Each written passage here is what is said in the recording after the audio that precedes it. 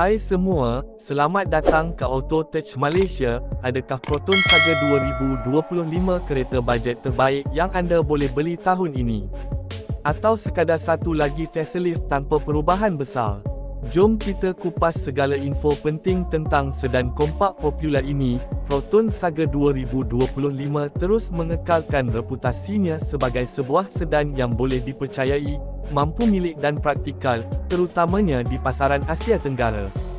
Ia hadir dalam 3 varian utama, 1.3L Standard Manual MT, 1.3L Standard Auto AT, dan varian tertinggi 1.3L SAT. Harga berbeza mengikut lokasi dan pengedar, dengan varian manual paling mampu milik manakala varian S menawarkan ciri tambahan pada harga yang sedikit lebih tinggi. Di bawah bonet, semua varian Proton Saga dilengkapi dengan enjin 1.3 liter DOHC 16 valve yang menjana 91 kuasa kuda pada 5.750 revolusi per minit dan torque 117 Nm pada 4.000 revolusi per menit.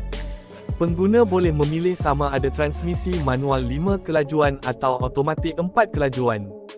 Dari segi penggunaan bahan api, Saga mencatatkan sekitar 12 km L di kawasan bandar dan sehingga 16 km L di lebuh raya, menjadikannya pilihan jimat untuk kegunaan harian. Dari segi saiz, Saga 2025 berukuran 4.335 mm panjang, 1.690 mm lebar, dan 1.515 mm tinggi, dengan jarak roda 2.465 mm.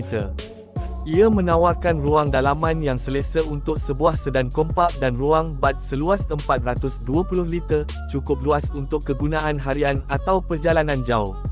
Kapasiti tempat duduk pula adalah untuk 5 orang.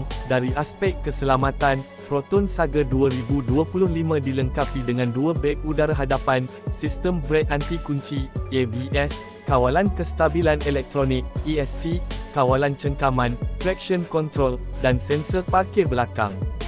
Reka bentuk luarannya moden dengan lampu siang LED, rim alloy 15 inci, dan cermin sisi elektrik dengan lampu isyarat terbina. Di bahagian dalam, ia dilengkapi skrin sentuh infotainment 7 inci, sambungan telefon pintar, kawalan audio di steering, tempat duduk fabrik dan penghawa dingin manual. Ciri-ciri ini mudah digunakan dan mencukupi untuk pengguna dalam kategori bajet. Saga 2025 juga tersedia dalam pelbagai warna menarik seperti armor silver, jet grey, quartz black, rosewood maroon, ruby red dan snow white.